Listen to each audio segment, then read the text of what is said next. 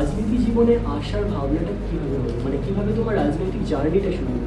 বামপন্থী মনোভাব বা অতি বামপন্থী মনোভাবে আমি বিশ্বাসী ছিলাম না। আমি বরাবরই ডানপন্থী মনোভাবে বিশ্বাসী। রাজনা হালদারকে তৃণমূল কংগ্রেস থেকে বহিষ্কার করা হয়েছে। এই যে যুক্ত হওয়ার পরে বেরিয়ে আসা এই ঘটনাটা কি, মানে এই পুরো গল্পটা কিভাবে তৈরি হচ্ছে?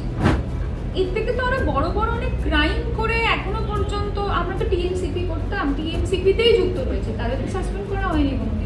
এইটা কারণ হতে পারে বলে আমি মনে করি না। এর কারণ হয়তো আরো অনেক বেশি গভীরে রয়েছে, যেটা আমি হয়তো কোনোদিনই ঘাঁটবো না, ঘাঁটতে চাই না মিডিয়ার সামনে। তার মানে কি কোথাও তৃণমূল কংগ্রেসে দলের যে পরিকাঠামো তার মধ্যে বাক স্বাধীনতার বিষয়টাকে কোনোদিন প্রাধান্য দেওয়া হয় না, মানে বিশেষ করে মহিলাদের ক্ষেত্রে? যারা না এরকম পাশবিক কাণ্ড ঘটায় তারা মানুষ হতে পারে না, দলের হতে পারে না, ধর্মের হতে পারে না, জাতের হতে পারে না। তদন্তর তো একটা লিমিটেশন থাকে ভাই। আমার ট্যাক্সের টাকায় বসে যে আমার বোনের সঙ্গে এরকম ঘটনা ঘটাবে, আমার ট্যাক্সের টাকায় বসে জেলের ভাত খাবে, কেন খাবে? পুনরায় রাজনা হালদারকে কি আমরা রাজনীতির ময়দানে আবার দেখতে পাবো? আচ্ছা, এরকম একটা আশা আমরা রাখতে পারি। আমি আশাবাদী যে তোরা কেন হতি না, আমি নিজেও আশাবাদী।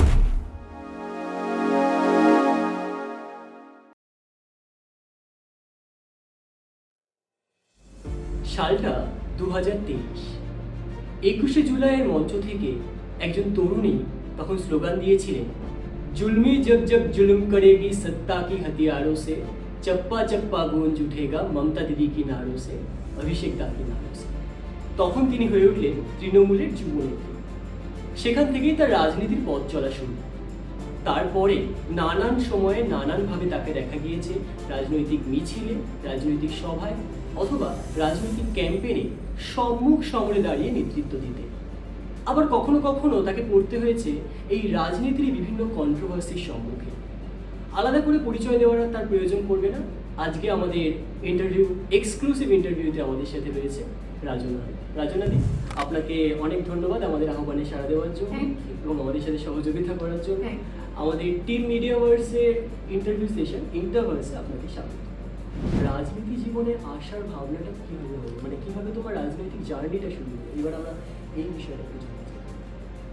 আমি 2017 সালে, আমি 16 সালে প্রেসিডেন্সিতে ভর্তি হই। 17 সালে প্রথম ভোট হয়। সেই ভোটে নিরপেক্ষভাবে আমি দাঁড়াই, এবং নিরপেক্ষ মানে কিন্তু ইন্ডিপেন্ডেন্ট কনসলিডেশন নয়, মানে নিরপেক্ষই, আইসি নয়, একদম ইন্ডিভিজুয়াল একটা ছাত্র। একদম ছাত্রী হিসেবে দাঁড়িয়েছিলাম, জিতেছিলাম। এবার আমার সঙ্গে না ওদের সকলেরই সম্পর্ক খুব ভালো ছিল, আইসির দাদাদের। আজকে তোমাদেরকে বলছি, মানে তুই বলছি, তোরা তো আমাদের সব জুনিয়র, দেখ তোদের কাছে মন খুলে কথা বলতে পারবো, কারণ তোরাও এই ঘরানাটা জানিস। তো আমি সেই জায়গা থেকে বলছি, আইসির দাদাদের সঙ্গে কিন্তু আমার দাদা দিদিদের সঙ্গে, সিনিয়রদের সঙ্গে আমার খুব ভালো সম্পর্ক ছিল, এবং ওরা কোনোদিন আমাকে ম্যানিপুলেট করেনি যে তোকে আইসি থেকেই দাঁড়াতে হবে। আমি ওদেরকে সবটাই স্পষ্ট করে বলেছিলাম যে বামপন্থী মনোভাব বা অতি বামপন্থী মনোভাবে আমি বিশ্বাসী ছিলাম না। আমি বরাবরই ডানপন্থী মনোভাবে বিশ্বাসী। তার কিছু নিশ্চয়ই আমার কিছু ব্যক্তিগত কারণ রয়েছে। তো সেই জায়গা থেকে ওরা আমাকে কোনোদিন জোর করে, কিন্তু বাকি অনেকের কাছে এরকম বার্তা পরবর্তী ক্ষেত্রে আমি শুনতে পেয়েছি আমি নাকি আইসি ক্যান্ডিডেট ছিলাম। এরকম না, আমি একদমই ইন্ডিভিজুয়াল ক্যান্ডিডেট ছিলাম। আমি জিতি 17 সালে। 19 সালে ভোট হয়। আমি 19 সালের ভোটে তৃণমূল কংগ্রেসের তখনও তো ওখানে কোনো ইউনিট ছিল না, 19 সালের ভোটেও ছিল না, কিন্তু আমার মধ্যে সেই মনোভাব ছিল, এবং আমি সেটা খুলে আমার ক্লাসমেটদের বলছিলাম সিআর ইলেকশনে। তারা আমাকে ভোট দিয়েছিল। তারা কিন্তু এরকম করেনি যে আমার ভোট না দিয়ে আইসিএসএফআইকে ভোট দেবে, এরকম না। তারা আমাকে ভোট দিয়ে জিতিয়েছিল। 2019 সালে আমি জিতেছিলাম। এবার 17 সাল থেকে আমার তাহলে কি হলো, একটা পলিটিক্যাল জার্নি আমি শুধু বলতে পারি। আমি ভোটে জিতেছি মানে তো কলেজ পলিটিক্সের। হ্যাঁ, মানে আমরা যেটা জানি, মানে আমরা বিভিন্ন সূত্র মারফত যে খবরটা পেয়েছি যে রাজনা হালদারের রাজনৈতিক জীবন শুরু হয়েছিল আইসি করার মাধ্যমে, প্রেসিডেন্সি। তার মানে এই ইনফরমেশনটা সঠিক নয়, ভুল। আমি আইসির সিনিয়রদের খুব ক্লোজ ছিলাম, এবং কিছু কিছু মানুষের সঙ্গে আমার এখনো যোগাযোগ রয়েছে। তার মানে কি যে আমি তাদের সংগঠনটা করেছি এটা কিন্তু কেউ বলতে পারবে না আমাকে। আইসির দাদা দিদিরা নিজেরাই বলবে না যে ও আইসি করতো। মানে তুমি বরাবরই একজন ইন্ডিভিজুয়াল ক্যান্ডিডেট হিসেবে ইলেকশন লড়েছো এবং সেখান থেকে জিতে এসেছো। তো 21শে জুলাইয়ের মঞ্চে সেই রাজনা হালদারের বক্তৃতা দেওয়া, তারপর রাজনা হালদার সম্মুখ সমরে তৃণমূল কংগ্রেসে যুক্ত হলেন এবং যুবনেত্রী হিসেবে কাজ করলেন। তো এই তারপর আমরা প্রায় দীর্ঘ 2 বছর দেখলাম রাজনা হালদারকে তৃণমূল কংগ্রেসে থেকে সম্মুখ সমরে রাজনীতি করতে। তারপরে হঠাৎ করে একটা খবর পাওয়া গেল, একটা তৃণমূল কংগ্রেসের ছাত্র পরিষদ থেকে একটা নোটিশ আসে, তাদের প্রেস রিলিজ বেরোলো যে রাজনা হালদারকে তৃণমূল কংগ্রেস থেকে বহিষ্কার করা হয়েছে। এই যে যুক্ত হওয়ার পরে বেরিয়ে আসে এই ঘটনাটা কি, মানে এই পুরো গল্পটা কীভাবে তৈরি হচ্ছে? যুক্ত হওয়া তো আমি বললামই যে 21শে জুলাইয়ের আগের দিনের ঘটনা থেকে শুরু করে তার পরবর্তী সময় যেরকম রোমহর্ষক অভিজ্ঞতা আমি সঞ্চয় করেছি সেটা সুখময় অবশ্যই।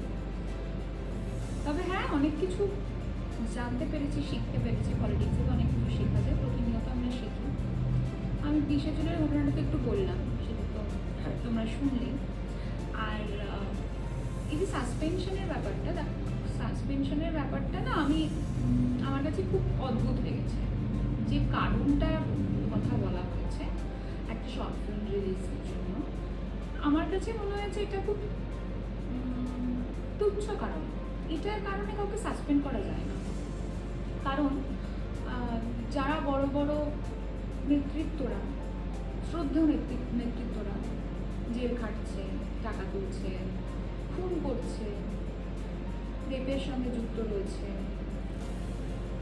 বা বিভিন্ন রকমের বিভিন্ন অ্যান্টি সোশ্যাল কাজ করছে, পুলিশকে মা বোন তুলে গালাগালি করছে, তাদেরকে যদি সাসপেন্ড না করা হয় তাহলে একটা শর্ট ফিল্ম বানানো কি এত বড় পাপ? মানে আমাদের কাছে প্রশ্নটা এরকম একটা ধোঁয়াশার মধ্যেই ছিল যে কি এমন হলো যে রাজনা হালদারকে সাসপেন্ড করে দেওয়া হলো তখন থেকে। একদমই তাই। তার কারণেই শুধু একটা শর্ট ফিল্ম বানানো, যেটা বোধহয় আমার যতদূর মনে পড়ছে 2024-এ তিলোত্তমার ঘটনাটা ঘটার পরে তুমি ওটা রিলিজ করেছিলে, তারপরে একটা প্রেস রিলিজ বা বিজ্ঞপ্তি বেরোলো।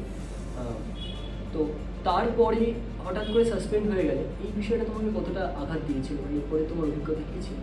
না না, বিষয়টা আমাকে আঘাত দেয়নি। আমাকে কোনো বিষয়ে খুব একটা আঘাত দেয় না, কারণ আমি মনে করি আঘাত পাবো, মনে করলে আঘাত পাওয়ার মতো ব্যাপার। আমি অবাক হয়েছিলাম যে এটা কি একটা সাসপেনশনের বিষয় হতে পারে। এর থেকে তো আরো বড় বড় অনেক ক্রাইম করে এখনো পর্যন্ত, আমরা তো টিএমসিপি করতাম, টিএমসিপিতেই যুক্ত রয়েছে, তাদেরকে সাসপেন্ড করা হয়নি কোনোদিন, বরং তাদের পদোন্নতি ঘটেছে।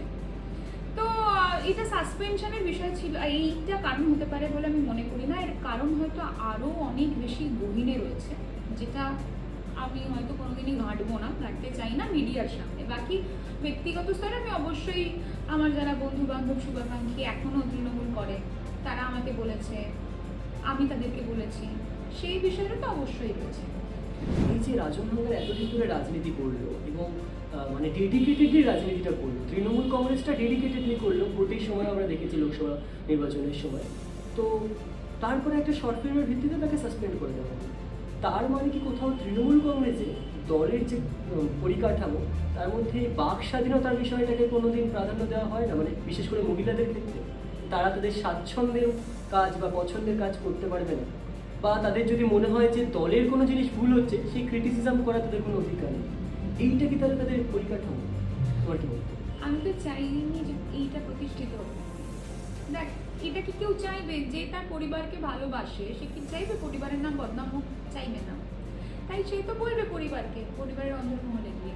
পরিবারের অন্দরমহলে আমি বারবার বলেছি, বরং কিছু বদল ঘটেনি, উল্টে আক্রমণাত্মকভাবে আমি সেই জায়গায় পৌঁছে গেছি, মানে আমাকে আক্রমণের কেন্দ্রবিন্দু করা হয়েছে।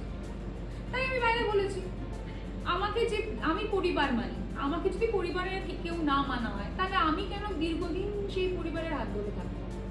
তাই আমি বাইরে বলেছি। এবং আজকে যে এই প্রশ্নগুলো উঠছে তো ওঠা স্বাভাবিক, একদিন না একদিন তো উঠতোই এই প্রশ্ন, যে এটা তো একটা লুপে, তার মানে সার্কেল ওয়াইজ ঘটেই যাচ্ছে। আজকে আমি একটা রাজন্যার কথা রাজন্যা বলেনি, এরকম আরো অনেক রাজন্যার হয়ে বলেছে, আবার অনেকে রাজন্যার বিরুদ্ধেও বলেছে। কিন্তু আলটিমেটলি কি যারা অপরাধী বা যারা অপরাধ করছে বা যারা এই পরিবারটার নাম বদনাম করছে, পরিবারটার নাম কারা বদনাম করছে সে সাধারণ মানুষ দেখতেই পাচ্ছে, তাদের কি কোনো সঠিক শাস্তি হচ্ছে, উপযুক্ত শাস্তি হচ্ছে না? তাহলে এই প্রশ্নগুলো তো আসবে। আমি চাইনি কোনোদিন এই প্রশ্নগুলো কোনো ইন্টারভিউতেই হোক, কিন্তু এই প্রশ্নগুলো সাধারণ মানুষের মধ্যে তৈরি হয়েছে। দ্বিতীয় যে বিষয়টা আমি আসবো, ওমেন এম্পাওয়ারমেন্ট নিয়ে তুমি একটু আগেই বললে, তো নারী সুরক্ষা বা নারী নিরাপত্তার বিষয়টাও চলে আসছে ওমেন এম্পাওয়ারমেন্টের সাথে সাথে। তো এক্ষেত্রে আমরা 2024-এ দেখেছি তিলোত্তমার ঘটনাতে একটা বৃহত্তর আন্দোলন হলো, এবং তার পাশাপাশি পরপর কসবা ল কলেজ হলো, দুর্গাপুরের ঘটনাটা ঘটলো রিসেন্টলি, জয়নগর ঘটলো, ফুলতলি, এবং তার আগেও কামদুনি থেকে শুরু করে বিভিন্ন ঘটনা। তো বারংবার তৃণমূল কংগ্রেসের উপরেই আঙুলটা উঠেছে এই সমস্ত ঘটনার ক্ষেত্রে। তো যেখানে তৃণমূল কংগ্রেসেরই নেত্রী একজন মহিলা, সেই কংগ্রেস মানে সেই তৃণমূল কংগ্রেস যখন রাজ্য শাসন করছে, তার মানে তার সরকারের শাসনকালে নারী নিরাপত্তা নিয়ে এতগুলো প্রশ্ন কেন উঠছে? সেটা তো অবশ্যই, এই প্রশ্নটা তো ভ্যালিড, উঠবে কেন? তবে দেখ, আমি একটা কথা খুব বিশ্বাস করি, যারা না এরকম পাশবিক কাণ্ড ঘটায়, তারা মানুষ হতে পারে না, দলের হতে পারে না, ধর্মের হতে পারে না, জাতের হতে পারে না। তারা মানুষ নয় বলেই তো দল, ধর্ম, জাত তাদের কাছে কিছু এসে যায় না, প্রথম বিষয়। আর দ্বিতীয় বিষয়, আমি এইটাও খুব মানি যে যে ঘটাচ্ছে ঘটনাটা, এরকম পাশবিক অত্যাচার যে করছে, তার বিরুদ্ধে কি স্টেপ নেওয়া হচ্ছে। তার বিরুদ্ধে যদি একটা ভয়ঙ্কর কিছু স্টেপ নেওয়া হতো, তাহলে হয়তো আরো পরবর্তী 10টা ঘটনা, জয়নগর, ফুলতলি, কসবা ল কলেজ ঘটতো না, আমি এটা বিশ্বাস করি। কিন্তু কোনো স্টেপ তো নেওয়া হয়নি না, তদন্ত চলছে, কিছু বলতে বললে তদন্ত চলছে। আরে তদন্তর তো একটা লিমিটেশন থাকে ভাই। আমার ট্যাক্সের টাকায় বসে যে আমার বোনের সঙ্গে এরকম ঘটনা ঘটাবে, আমার ট্যাক্সের টাকায় বসে জেলের ভাত খাবে, কেন খাবে? তাকে তো আগে জেলে ঢুকে খুন করে দেওয়া উচিত। মানে আমি এই মডেলটা একটা সময় ঘটেছিল দক্ষিণে, সাউথে, এখন যোগীর রাজ্যে ঘটে, যে রেপিস্টকে খুন করে দেওয়া হচ্ছে। হ্যাঁ, এবার এটারও কিছু সার্কামস্টেন্স রয়েছে, কিছু রুলস, রেগুলেশন, নর্মস রয়েছে। রেপিস্ট প্রমাণিত হতে হবে তাকে যে সে রেপ করেছে কিনা। আর্ধেক কেস তো রেজিস্ট্রেশনই হয় না, মানে এফআইআর নেওয়াই হয় না। এবার আমার রাজ্যে দেখানো হচ্ছে যে সেই সংখ্যাটা অনেক কম, এনসিআরবি রিপোর্ট দেখিয়েছে। তো সেই অনেক রকমের বিষয় রয়েছে, তবুও উচিত শাস্তি গ্রহণ করা, পদক্ষেপ গ্রহণ করা হচ্ছে কিনা সেটা দেখাটা খুব ইম্পর্টেন্ট। মানে উচিত শাস্তির জন্য যে পদক্ষেপ, সেটা সরকার গ্রহণ করছে কি সেটা দেখা ইম্পর্টেন্ট। একটা রেপিস্টকে তো খাইয়ে পরিয়ে মানুষ করার দায়ভার আমরা নিই। আমরা রাজনীতির বিভিন্ন বিষয় নিয়ে কথা বললাম, তো আরেকটা প্রসঙ্গ এখানে উঠে আসে। মানে এসএসসি যখন দুর্নীতিটা ঘটে, আমরা দেখি যে 26,000 শিক্ষকের চাকরি চলে যায়। তখন তুমি একটা সাক্ষাৎকারে বলেছিলে যে 26,000 শিক্ষকের চাকরি চলে গিয়েছে, কিন্তু মমতা ব্যানার্জি সেখানটায় তো তাদেরকে মাইনে দেওয়ার বা সরকারের একটা পদক্ষেপ নিচ্ছে যাতে সেই চাকরিগুলোকে বাঁচিয়ে রাখা যায়। আবার পরবর্তীকালে 2025-এ দেখলাম সেই রাজেন্দ্র হালদার এসএসসি পরীক্ষার্থী গিয়েছে আশুতোষ কলেজে, তার সাক্ষাৎকার হয়েছিল। সেখানে তুমি একটা কথা বলেছিলে, আমার এখনো মনে আছে কথাটা, যে এই সরকারের উপর এখনো আস্থা রাখার চেষ্টা করছি। তো স্বাচ্ছন্দ্য বা সাবলীলভাবে আস্থা রাখা কি এখন আর যাচ্ছে না সরকারের প্রতি? মানে চেষ্টা করতে হচ্ছে বা এফোর্ট দিতে হচ্ছে, এটা কেন? কারণ সুযোগ মানুষকে 2বার 3বার দেওয়া যায়, বারবার দেওয়া যায় না। সেটা সম্পর্ক ক্ষেত্রেও তাই হয়, তাই না? তোর এগুলো বলিস না? এইগুলো তো বলি আমরা।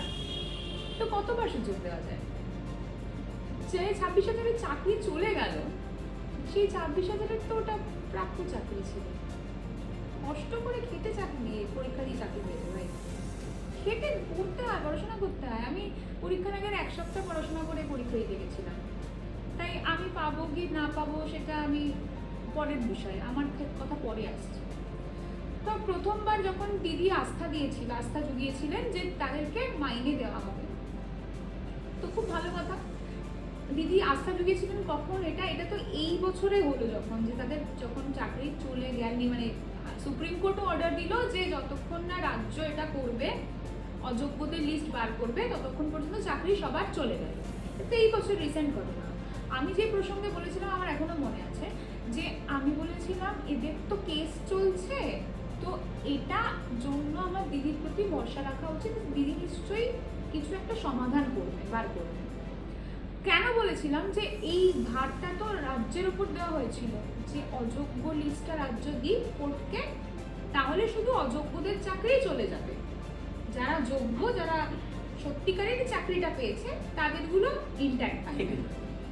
কিন্তু সেটা হয়তো সরকারের পক্ষ থেকে যায়নি সেই লিস্টটা, তাই জন্যই সুপ্রিম কোর্টে যখন মামলাটা যায় সবারই চাকরি চলে যায়। 26,000-এর টোটাল চাকরি চলে মানে সরকারি গাফিলতির একটা প্রসঙ্গ হ্যাঁ আসছে। 100% আসছে, সেটা তো অস্বীকার করার জায়গা নেই। জায়গা। এবার এই 26,000 প্লাস দীর্ঘ 9 বছর ধরে এসএসসি হয়নি। ভুল বললাম কি? সংখ্যাটা 9 বছর ধরেই হয়নি। হ্যাঁ তার বেশি হবে। প্রায় 10-12 বছর তো হবে। তাহলে যদি তাই ঘটে তাহলে আমি বলবো যে এত বছর ধরে এসএসসি পরীক্ষাটা হচ্ছে না, তাদের সংখ্যা 26 প্লাস তারা প্লাস সেই ক্লাসে আমিও আছি +1। তাহলে একটা কথা ভাবতো, যে 26,000 একবার পরীক্ষা দিয়ে প্রমাণ করে চাকরি করে নিল, 8 বছর 7 বছর চাকরি করে নিল, তারা আবার নিজেদেরকে প্রমাণ করতে রাস্তায় দাঁড়ালো, লাইনে বাচ্চা কোলে নিয়ে, স্বামী ব্যাগ ধরে আছে, মা সন্তান ধরে আছে, আবার শাখা পলা সিঁদুর নোয়া পরে কষ্ট করে কেউ ঘর বাড়ি করে নিয়েছিল সেই টাকায়, আবার তাদেরকে নতুন করে যোগ্যতা প্রমাণ দিতে। প্লাস যারা এত বছর বসে আছে বেকার, যারা সত্যি বেকার, চক ভাজার মানসিকতা নিয়ে পড়াশোনা করেনি, বালিশ তৈরির মানসিকতা নিয়ে পড়াশোনা করেনি, আমি কিন্তু কাউকে ব্যঙ্গ করে কথাটা বলছি না, আমি আমার ভীষণ রিয়েলাইজেশন থেকে বলছি। মমতা বন্দ্যোপাধ্যায় অনেক ভালো কাজ করেছেন, আমি কখনো অস্বীকার করবো না। সত্যি তো পুরুলিয়ার গ্রামের রাস্তা কি করে দিয়েছেন, এই যে স্বাস্থ্যসাথী কার্ডটা, সেটার কত ভালো এফেক্ট রয়েছে, কন্যাশ্রীর কত ভালো এফেক্ট রয়েছে। কিন্তু যেটা খারাপ সেটা তো খারাপ ভাই। আজকে আমি যদি তাদের সোলে না হেঁটে দেখলাম কি করছে তার সেই ছেলেমেয়েগুলো যারা আমরা বসে আছি। লাস্ট সিএসসি পরীক্ষা হয়েছিল 2021 সালে, কলেজ সার্ভিস কমিশন। 2025 সাল শেষ হতে চললো, একটা পরীক্ষা হয়নি। কি করছি, আমাদের ভবিষ্যৎগুলো কি একবার ভেবে দেখেছি আমরা? এই সেটের যে 8,000 টাকা দেওয়া হতো সেটাও তো মনে হয় আমার বন্ধ হয়ে যাবে আস্তে আস্তে। কি করব আমরা? আমি আজকে মেয়ে বলে বাবা মা বিয়ে দিয়ে দেবে, অন্যের সংসারে তার টাকায় ভরণ পোষণ করে নেবো। যার সংসারে বিয়ে দেবে তার কি হবে? সে কি করবে? সে নেট পেলো না, সেট পেলো, সিএসসি হলো না, কি করবে? গেস্ট লেকচারার হিসেবে কতদিন পড়ে থাকবে, বসে থাকবে? গেস্ট লেকচারারও তো হওয়ার জন্য ইউনিভার্সিটি কলেজগুলো ভ্যাকেন্সি বার করবে। তাহলে এগুলো তো ভাবতে হবে। আমার যদি শিক্ষা ব্যবস্থাটাকেই আমি লাটে তুলে দিই তাহলে কি করবো? মানে এক্ষেত্রে যে রাজন হালদার 2024-এ এসএসসি দুর্নীতির পরে জানিয়েছিল যে এখনো মমতা ব্যানার্জির উপর আস্থা রাখা যায়, তিনি চেষ্টা করছেন, এখন গিয়ে তার মনে হচ্ছে যে এই চেষ্টাটা মনে হয় না রাজ্য সরকারের তরফ থেকে আসছে, মানে আস্থাটা ঠিক রাখা যাচ্ছে না, একটা কোথাও সংকোচ বোধ আসছে। সংকোচ বোধ তো আসছে, কিন্তু দেখ আমি পুরোপুরি একটা সিস্টেমকে দায়ী করতে পারি না যতক্ষণ আমি সেই সিস্টেমের মধ্যে ছিলাম। মানে সিস্টেমের মধ্যে মানে সেই দলটাকে তো আমি সমর্থন করেছিলাম। আমি এখনো এটা বলবো না যে আমি আস্থা রাখতে পারছি না কি আস্থা রাখছি না। আমি এটা বলবো যে আমি যেই ক্ষমতায় আসুক, বিজেপি আসুক, তৃণমূল আসুক, সিপিএম আসুক, আইএসএফ আসুক, কংগ্রেস আসুক, আমি চাইছি এই সিস্টেম, এই এডুকেশন সিস্টেমটা যেন আবার আগের মতো চলমান হয়। আমি এক্ষেত্রে তৃণমূলকে দোষী করব, বিজেপিকে দোষী করব, সিপিএম কংগ্রেসকে দোষী করব, আইএসএফকে দোষী করব, এই মেন্টালিটি নিয়ে চললে হবে না। আমি তার চেঞ্জ আনার জন্য কি কন্ট্রিবিউট করেছি, তাই তো? এটা সবথেকে বেশি আমি কটা প্রতিবাদ করেছি, আমি কি অবদান রেখেছি? আমি সেই দিন অবদান রাখলাম যেদিন আমি এসএসসি পরীক্ষা দিতে গেলাম। একদম। আমি আজকে পরীক্ষায় চান্স পাই না পাই, আমি আই উইটনেস যে বাকি আরো সাধারণ 26,000-এর মধ্যে যারা পরীক্ষা দিতে এসেছিল বা যারা 9 বছর পরীক্ষায় বসতে পারেনি, তাদের মানসিক পরিস্থিতি কি, তাদের চোখ মুখ কি বলছে, তাদের ক্ষোভ কি বলছে, এটা তো আমি জানতে পারলাম। এইটুকু তো আমি ওদের সহমর্মিতা বলবো না, কিন্তু ওদের সোলে হেঁটে দেখলাম, তাই না? তুমি দুর্গাপুজোর সময় 2025-এ সজল ঘোষের পুজোতে গেছি, সন্তোষ মিত্র স্কোয়ারে গিয়েছিলে এবং সেখানটায় দুটো ঘটনা ঘটে। এক, তুমি একটা ইন্টারভিউতে বক্তব্য দাও যে পুজো নিয়ে বিভিন্ন রাজনীতিকরণের প্রচেষ্টা করা হচ্ছে। তো এই ক্ষেত্রে আমার প্রশ্নটা হচ্ছে কে বা কারা করছে এই রাজনীতিকরণের প্রচেষ্টা, তোমার কি বক্তব্য? এবং দ্বিতীয় প্রশ্নটা হচ্ছে যে একটা তখন যেটা ছিল ঘিবলি আর্ট খুব তখন প্রচলিত হয়েছিল এবং এখনো সোশ্যাল মিডিয়াতে মাঝে মধ্যে দেখা যায়।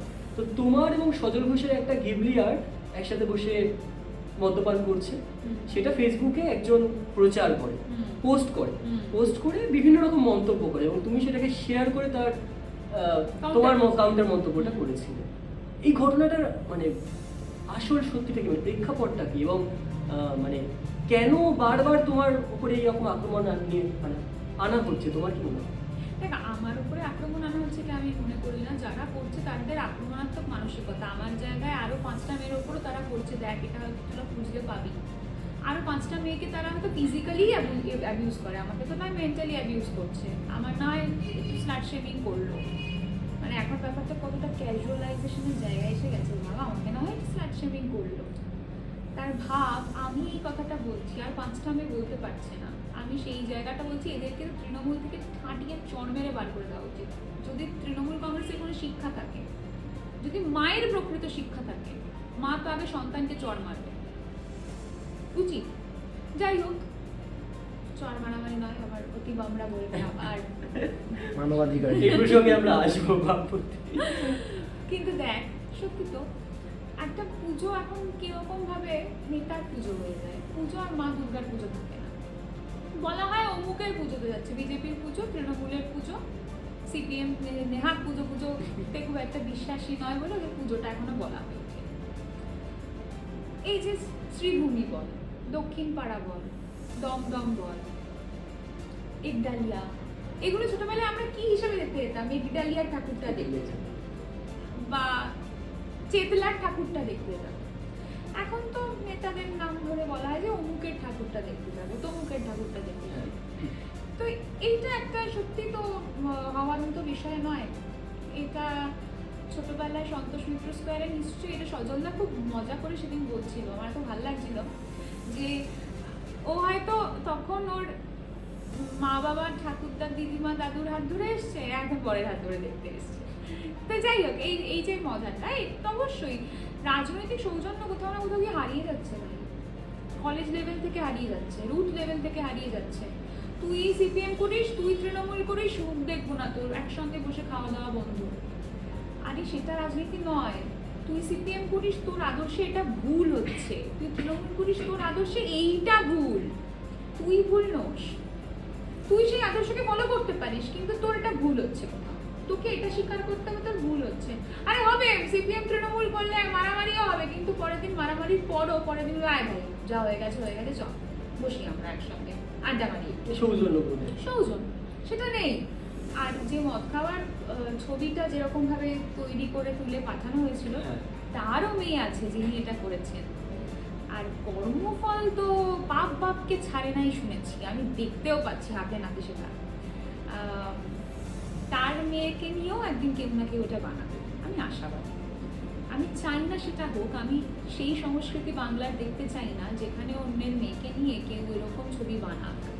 কিন্তু সেদিন যদি বানানো হয়ে যায়, তিনি কি করবেন? বাবা হিসেবে তিনি কি জবাব দেবেন? মেয়ের সামনে মুখ দেখাতে পারবেন তো? তাহলে মানে এই তো গেল রাজন্না হালদারের রাজনৈতিক জীবনের গল্প এবং তার রাজনৈতিক জীবনে বিভিন্ন অভিজ্ঞতা থেকে তার কি বক্তব্য, আমরা সেটাও শুনলাম। এবারে রাজন্না হালদার এখন প্রত্যক্ষ বা পরোক্ষভাবে কোনো রকম রাজনৈতিক দলের সঙ্গে যুক্ত নয়। তৃণমূল কংগ্রেস করতো, সেখান থেকে তাকে সাসপেন্ড করে দেওয়া হয়েছে। এখন এসএসসি পরীক্ষায় দেখা গিয়েছে রাজন্না হালদারকে। তো ব্যক্তি রাজনে এখন কি করছে, মানে রাজনীতি থেকে বেরিয়ে তার এই সারাদিনের রুটিনটা ঠিক কীরকম? না, সারাদিনের রুটিনটা আমি শেয়ার করতে পারবো না, কারণ নতুন জেনারেশনের বাবা মা তখন বলবে যে কিরকম রুটিন, এই কারণে জেনারেশনগুলো এরকম চলে যাচ্ছে। ওকে মিশিস না, দেখেছিস তোরা সব একরকম, সারাদিন পড়ছিস ঘুমোচ্ছিস না। একটা রুটিন মেনটেন করি, আমিও চেষ্টা করি সেটা মেনটেন করার, হয়ে ওঠে না বিশ্বাস কর। আমিও তো সেই তোদের মতনই মন থেকে ছোট হয়ে গেছি এখন। তবে আমি একটা কলেজে পড়াই, আমি বাংলার শিক্ষিকা, সেখানে পড়াচ্ছি, কলেজের সঙ্গে যুক্ত রয়েছি, বেহালা কলেজে পড়াই আমি। আর এসএসসি পরীক্ষার জন্য পড়াশোনা করেছিলাম, এরকম বিভিন্ন পরীক্ষার জন্যই পড়াশোনা করছি, সেটা রাজ্যের হোক রাজ্যের বাইরের হোক। আর আরেকটা জিনিসে আমি খুব গভীরভাবে রয়েছি, মানে গভীরে ঢুকে রয়েছি সেই জিনিসটা, সেটা হচ্ছে পলিটিক্যালি পড়াশোনা করাটা। কারণ আমি পলিটিক্সের বাইরে ভাববো না, পলিটিক্সেই আছি, পলিটিক্সেই থাকবো। আর পলিটিক্সে আমি ততদিন পর্যন্তই থাকবো যতদিন পর্যন্ত পলিটিক্সের আমাকে প্রয়োজন, আমার প্রয়োজন সেটা নয়। আমি পলিটিক্স না করলেও তো চাকরি করে খেয়ে করে বাঁচতে পারি, সেইটা শিক্ষা তো আমার বাবা আমাকে দিয়েছে। তো পলিটিক্সের যতদিন আমাকে প্রয়োজন আছে বলে আমি মনে করছি আমি থাকবো।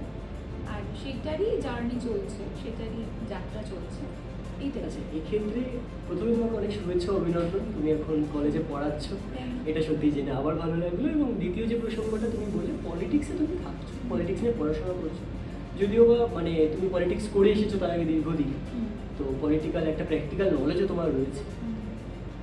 পুনরায় রাজন্য হালদারকে কি আমরা রাজনীতির ময়দানে আবার দেখতে পাবো? আচ্ছা, এরকম একটা আশা আমরা রাখতে পারি। আমি আশাবাদী যে তোরা কেন হবি না, আমি নিজেও আশাবাদী, দেখতেই হবে। আচ্ছা, এবার এক্ষেত্রে একটা সরাসরি যদি প্রশ্ন আর একটু সরাসরি করবো, 2026-এর ভোটের আগে আবার কি রাজনীতির ময়দান কাঁপাবে রাজন্য হালদার? এটা মানুষও জানতে চাই। এটা অবশ্যই একটা সবাই জানতে চাইছে। আমি কিছুক্ষণ আগেও, তোরা আসার আগেও কয়েকজন এসেছিল ইন্টারভিউর জন্য, তারাও এক প্রশ্ন করেছে। আমি এইটুকু বলতে পারি শুধু, কি হবে 26-এর আগে সেটা আমি এই মুহূর্তে থেকেই বলতে পারবো না এখনই। আর সেটা আমার মিডিয়াকে এখন বলা উচিত হবে না। তো আমার বাণিজ্যের ভাইয়ের মতো ভাইয়ের চ্যানেল, তাই জন্যেই হয়তো অনেক কথা খুলে বললাম আজকে। সেটা এখনো পর্যন্ত বিবেচ্য বিষয়, কিন্তু এইটুকু বলতে পারি যে অবশ্যই রাজনীতির ময়দানে আছি, রাজনীতির ময়দানে থাকবো, এবং 26-এর আগে আছি, 26-এর পরে রয়েছি, 27-এও থাকবো, 28-এও থাকবো, 30-এও, 31-এও থাকবো। আচ্ছা, অনেক ধন্যবাদ আজকে আমাদের এতটা সময় দেওয়ার জন্য। Thank you. আপনারা দেখলেন মিডিয়াভার্সের ইন্টারভিউ সেশন ইন্টারভার্স, এবং আমাদের সাথে ছিলেন আজকে আমাদের বিশেষ অতিথি রাজন্য হালদার। ধন্যবাদ। আমাদের ছোট ছোট ভাই বোনেরা একটি নতুন চ্যানেল খুলেছে, টিম মিডিয়াভার্স। আমি চাই আপনারা ওদের এত শক্তি যোগান যাতে ওরা ইন্ডিপেন্ডেন্ট এবং ইন্ডিভিজুয়াল চ্যানেল হিসেবে এই কলকাতা এবং পশ্চিমবঙ্গের বুকে আপাতত সময় দাঁড়িয়ে প্রাসঙ্গিক হয়ে উঠুক। আর ভবিষ্যতে অবশ্যই আরও আরও আরও নতুন নতুন বিভিন্ন রকমের ভিডিও নিয়ে আসুক, যেগুলো প্রাসঙ্গিক হয়ে ভারতবর্ষের বুকে একটি ভালো চ্যানেল। তাই ওদেরকে অসংখ্য অসংখ্য শুভেচ্ছা আমার তরফ থেকে, এবং আপনারাও জানান। ধন্যবাদ, অনেক ধন্যবাদ রাজনাদিকে। আপনাদের ভিডিওটি ভালো লাগলে অবশ্যই লাইক, কমেন্ট এবং শেয়ার করে দেবেন। এবং রাজনাদি যেহেতু বলেছে, তো সাবস্ক্রাইব তো অবশ্যই আপনাদেরকে করতেই হবে। তো দেখা হচ্ছে অন্য ভিডিওতে আরেকটি নতুন ইন্টারভিউ নিয়ে। ততক্ষণের জন্য ভালো থাকবেন, সুস্থ থাকবেন, নমস্কার।